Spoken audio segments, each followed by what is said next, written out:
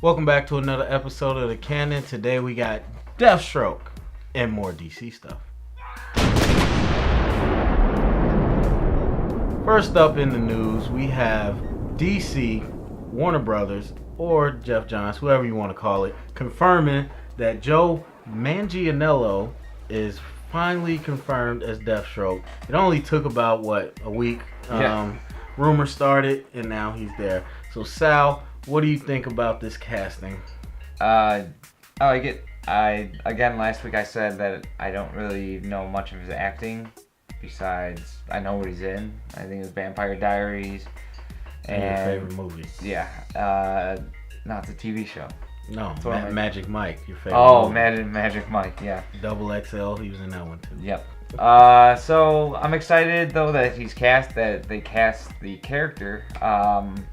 And I actually go back and a lot of people compared the suits to the one on TV. I think the one on TV, his mask really looks like a hockey mask. And it was funny because someone put a meme, it's like, I'm not wearing a hockey pants. So, they had to go back to that. So, but I'm excited for the character. We know that it's going to be in the Batman solo film. Stole my next question, Sal, but yeah. Go ahead. Yeah, I'm excited for that, of course. Batman, and Deathstroke have some of the best fights that there are in the DCU. And, I don't know how big a part he might play. He might be the main villain. He might just be kind of a side guy. What would you prefer? I really like our noir thing that we're talking about, like a Batman detective. So I don't think he can be, main character within something like that. So I don't think they're going with a noir detective angle. So, but either way, it looks like a more of a combative, not someone like Doomsday or anything like that. So it's going to be a more grounded story, I think, as Batman story should be. Yeah, Sal, good detective work there. That storyline is out the window. There's no noir going on here. Very sad. But I don't have much to add about what I feel about the casting because, like we said, it was literally last week we talked about it. I get physically he fits it, but I have to wait and see it because the Joe I know is just way too much of a comedy guy to play this role. And I feel like I say this about every casting, but the CW's casting has been great for me. Like, do you like an older Slade Wilson? Yeah, I mean, and Joe's at that point now where he looks older, so it's not like he looks so much younger. It's just that I feel like the CW, they got it. They work well. And I don't know what accent that is. Don't call me racist. I don't know if it's Scottish, whatever it is the guy in the TV show has, but it works perfectly. I liked it. I liked everything about their Slade Wilson. And so I understand why they didn't do it, but it's just like, now I got to compare it, and I don't know what Joe can bring dramatically. So, like you said, I don't know much about the acting. So I don't feel different about that. But the fact that he's announced in the Batman solo movie pisses me off to no end. Because of the noir. Just like we said, when we were speculating all this Batman stuff, it was just like, I don't know, it was something cool about that. And we knew 100% that this was going to be a prequel. And now that's all out the window. Like, they set themselves up to be perfectly aligned to do a prequel. Yeah. Like Wonder Woman and everybody. Like, we're 20 years in the, I don't know, future, present, I don't know where we are, but okay, you start off 20 years, then let's go back and explore all those adventures. And nope, we got Deathstroke. And we'll talk about more later in a different video about theories behind the movie, but it doesn't seem like he's going to be a side character, so got to be ready for that. But overall, I'm going to give it a chance. Again, like we said, Deathstroke, I don't know where the popularity came from all of a sudden. I don't know much about the history between him and Batman. I really only know him about fighting the Titans, so it's going to be weird to see kind of how they mesh those two. But you think about it, him as a villain and his skill set, he matches up with Batman pretty well. That's basically the anti-hero Batman. Not even the villain Batman. Yeah, I like Deadshot too, but they kind of go in a different way with him. and he does have more like a hero quality to him. So Deathstroke is another good one, the assassin type that can fight, shoot, do all this stuff. So I'm interested to see how that goes down. Do you think there's a sword fight coming our way? Oh, that'd be awesome. I love that. Yeah, I think so. And if you've never played Arkham Origins, is he in it? Yeah, he's in it. He's one of the guys. Unfortunately, he's not as a big part as people thought he was. You kind of defeat him right in the beginning almost. So to see this more, it's going to be exciting. Well, now I'm curious. I hate to keep extending this, but for me, it always seems like a lot of this Batman stuff is playing off of Arkham, the stuff they were talking about. So, and then we heard they want to do an Arkham movie where he's in Arkham or whatever. Do you think they're bringing in Deathstroke coincidentally, or is it that he's going to start off the movie fighting Deathstroke and then go to the Arkham thing?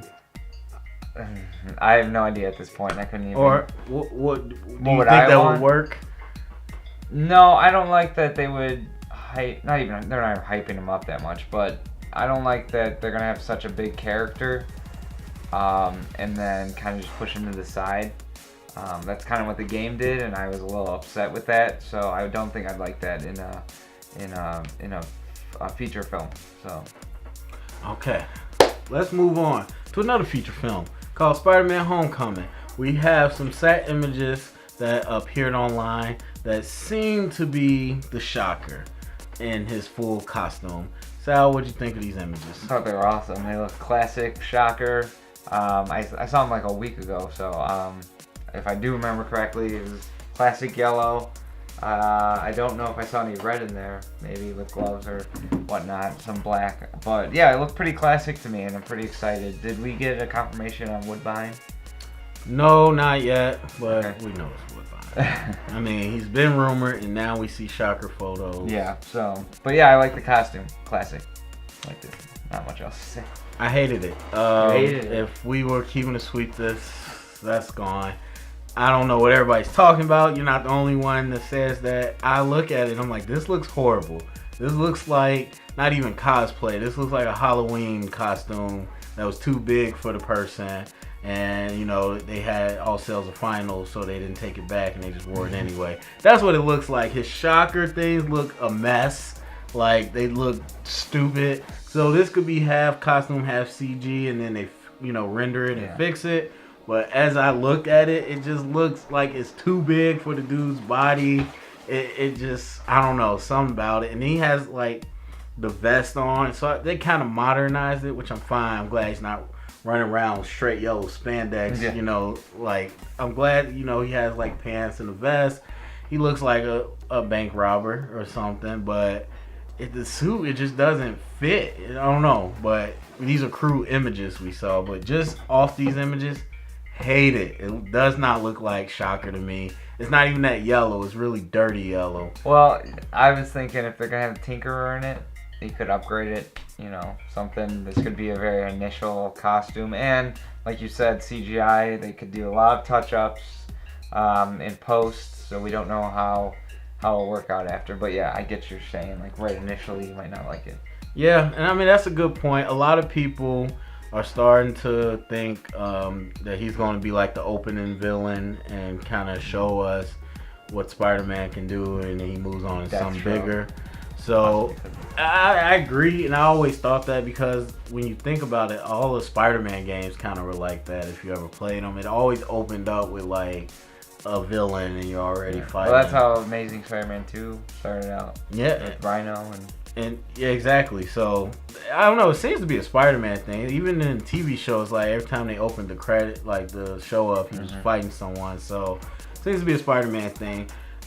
Shocker fits that mold, if they're going to start off with him and then he gets put in jail and then Tinkerer upgrades him later. Yeah, perfectly fine with that. I'm not saying this is going to be bad. I'm not saying I don't like Shocker. I love Shocker. I said I want Shocker. Just off these images alone, not excited about what I see so far, but hopefully they'll change my mind. All right, so going on to some big news. Well, Booster Gold. The movie, which is supposed to be with Blue Beetle. We had a confirmation from DC and Greg Berlanti, who is the guru for the TV shows. He's also getting his shot at the Booster Gold movie. He confirmed that this movie right now is not being written as part of the DCU. It's going to be in a separate universe that does not connect with the DCU. So, not huge news, but fans are now speculating, could they be creating a second cinematic universe for DC, in which maybe you have more offbeat characters. So we know Justice League Dark is coming. Maybe you have Booster Gold, Blue Beetle, Justice League Dark in there, and all these other characters that don't really fit what they're doing in the DCU. Sal, can Warner Brothers hold up two different universes? Can they? Should they? All these questions, but I like the idea now that you kind of said it. I know we talked a little bit initially before this, but now that I think about it, that would be, I think, a big move on DC because they have all these great characters. And like you said, not most are known. And so, same with Marvel. There's a lot of good characters that don't get to have the spotlight. But this would be, I think this could be really good for DC in the long run because not only do you have, the main, heroes, and that you're trying to compete with Marvel on that, but now you have this totally separate entity that is a totally separate world. You can have different tones. You can go pretty off the grid with it.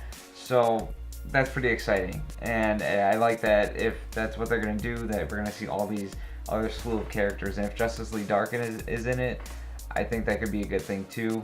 Because if you wanted to introduce all these characters in the same universe, I think it would get very muddled, and people, always have problems with how many people are in one movie. So we'll see how that works out with Infinity Wars, but yeah, so that could be pretty good. I like that. Love this idea, Sal. Didn't like it about 5 minutes ago, but now I'm thinking, and we'll get to more rumors and DC stuff in a different video. Check that out. But basically, there's talks of Booster Gold being an HBO TV show as well. Oh. So now here's what I'm thinking. You're in DC. DC, if nothing else, has multiverse.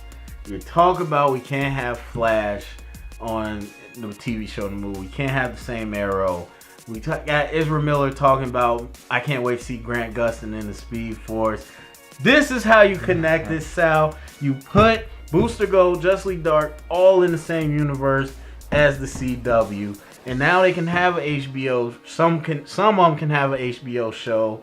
Some can have the CW show. The movies they cross over and stuff. Now you got a completely different universe, lower level characters with some hype from the Flash and Green Arrow, which are more A-list.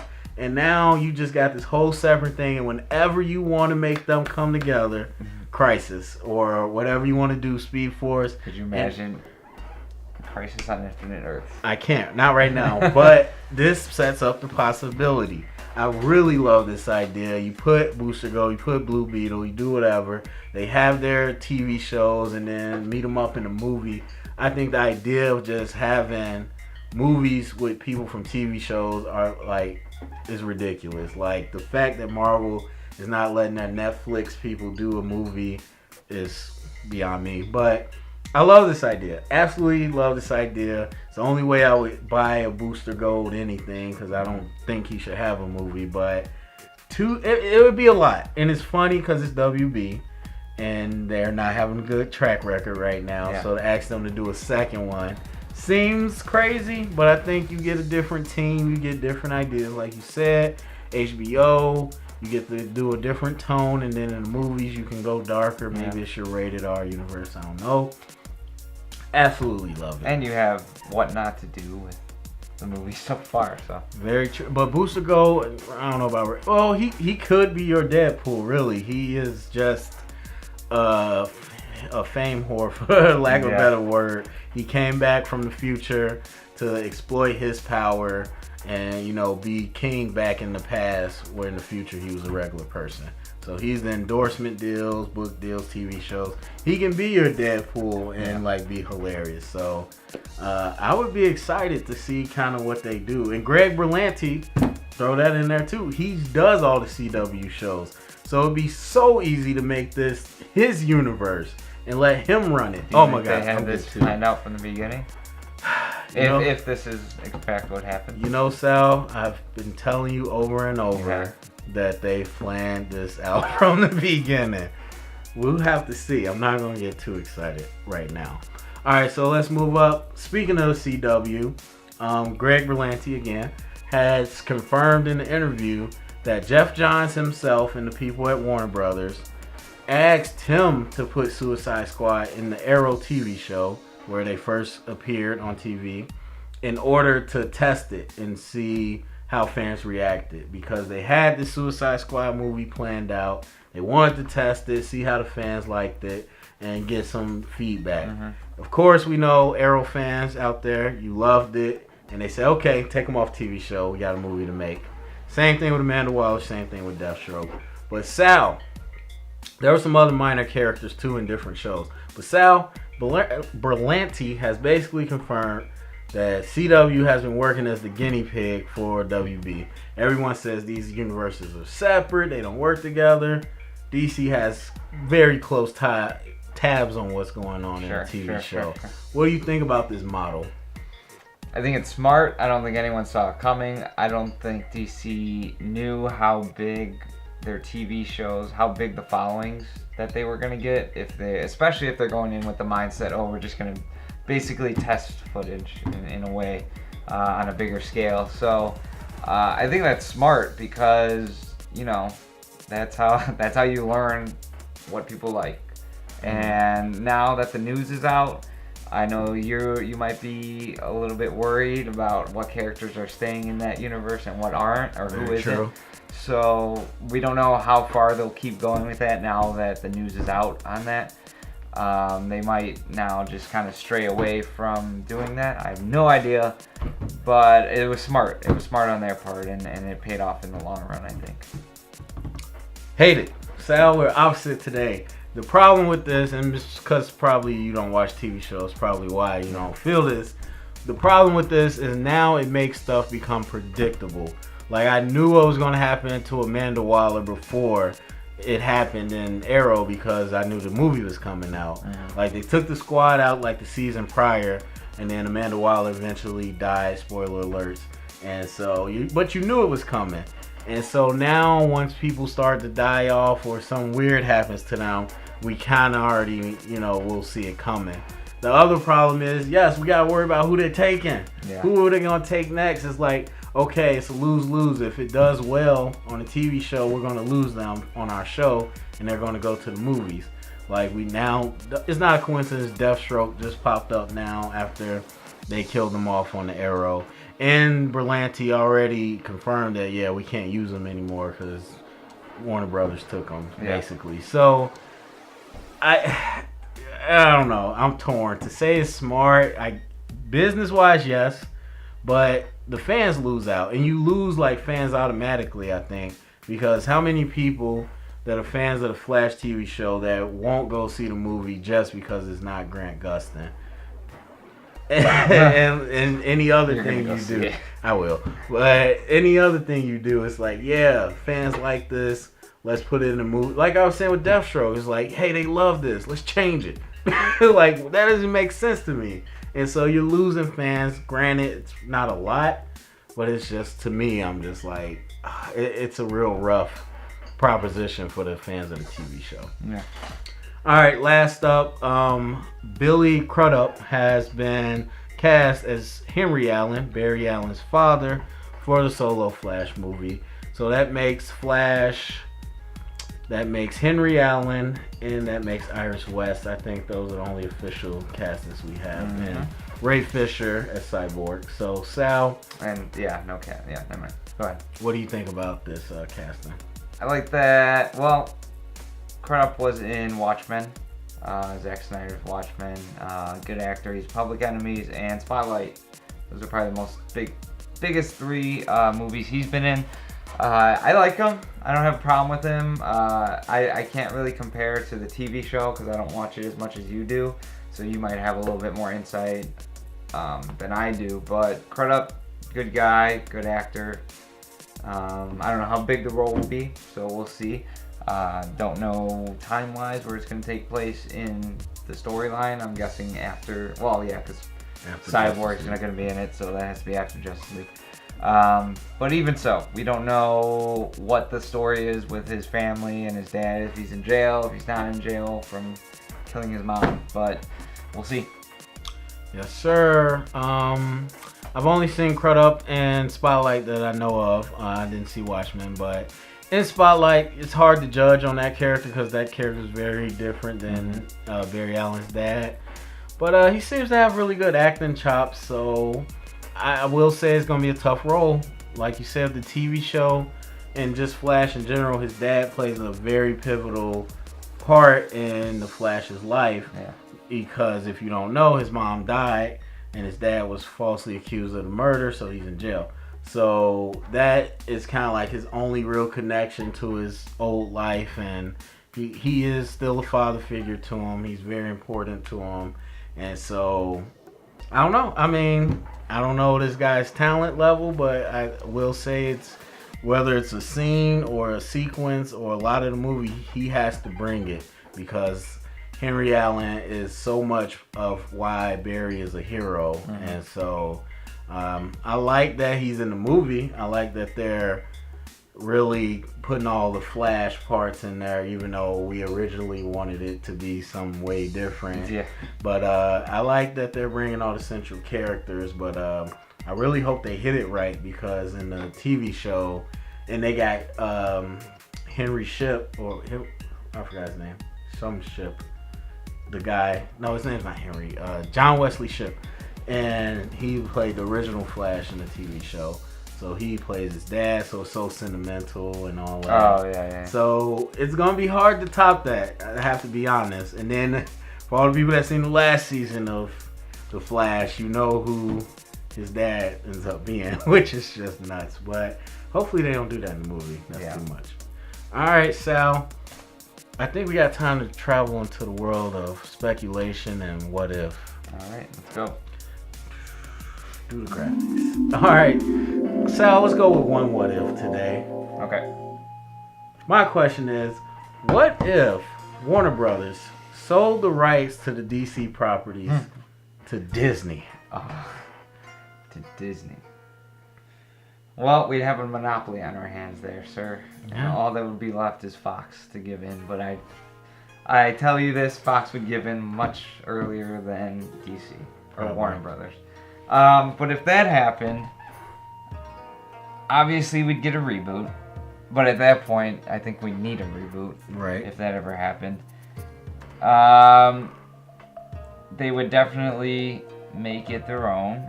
You know what? They would sit on it for a while. They wouldn't, nothing would happen I don't think anything would happen. I think we'd give it about 3 years. 3 years for everything to stop. Because you have to give that buffer time. DC was with Warner Brothers for so long. That's major. So give it 3 years, then start something in production. I would think that we would start I think we'd have the Marvel formula.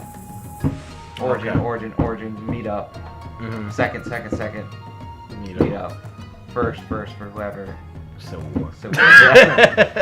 So I think they would do the Marvel formula, and it would be interesting to see because if Marvel succeeded critically, or Disney critically, with these characters and with these properties, then we would either know that the critics have a hard-on for Disney, or that Disney actually, paid their dues or whatever you want to call it, and to these characters. So it'd be interesting to see how it came out. So many questions, Sal. I mean, let me first ask: do you think the movies would be better just because they're with Disney?